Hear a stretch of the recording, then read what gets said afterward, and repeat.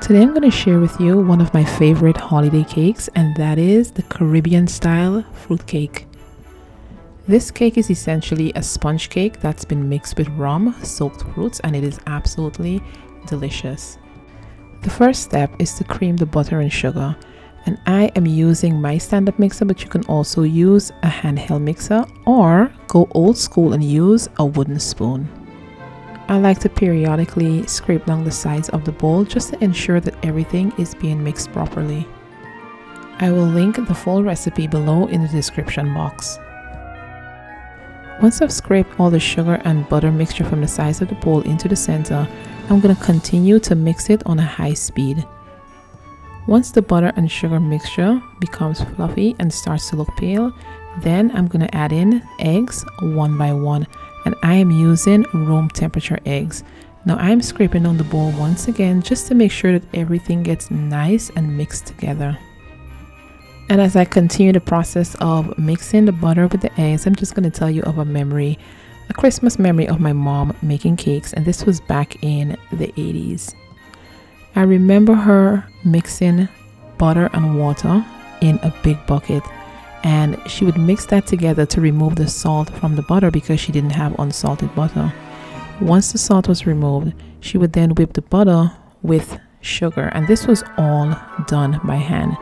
And it was done in a large volume to make a lot of cakes, and it was a ton of work, but at the end it was worth it because the cakes were so good. No fancy equipment, but it was absolutely amazing. Let me know in the comment section below what's one of your favorite childhood memories of the holidays. The next step is to add the dry ingredients. To a bowl, I'm going to add all-purpose flour, baking powder, salt, freshly grated nutmeg, and the zest of an orange. And I'm using two of my favorite kitchen gadgets, which is my tiny nutmeg grater and this microplane, which is so great at zesting. I'm going to mix that all together and then set it aside. To the mixture, I'm going to add a splash of vanilla extract and almond extract and just mix it until it comes together before adding the dry ingredients. Next, I'm going to add the dry ingredients. Now the next ingredient is what makes this cake so special, and that is my rum soaked fruits. This is a combination of raisins, currants, prunes, candied cherries, and mixed citrus peel, which has been soaked in rum. It's been pureed and soaked in rum, and this has been in my pantry since last year Christmas. I have another video that's dedicated towards the fruits, so I'm going to leave that linked below in the description box, as well as the link to my blog post that has all the information on how to make the fruits. Now at this point, you just barely want to mix this until it comes together. Do not overwork it. It just takes about 30 seconds or so just to make sure everything is nice and mixed together and incorporated evenly. Now once it's all mixed together, the next step is to place it into a baking pan that's lined with parchment paper. I've also floured the side of it because I want to ensure that this cake comes out of the pan with ease. If you have a springform baking pan where you can release the sides, that works well.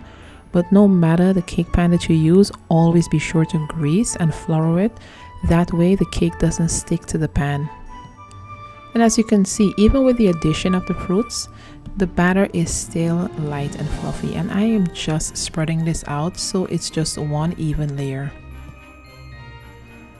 Next, I'm going to place this into an oven preheated at 350 degrees and bake it for approximately 45 minutes, just until it springs back when you touch it, or it comes clean when you prick it with a toothpick. Let the cake cool for about 10 minutes before flipping to remove the parchment paper. And look how easily the cake released from the pan. No sticking, and the bottom is perfect. Allow this to cool for about half an hour before cutting into it.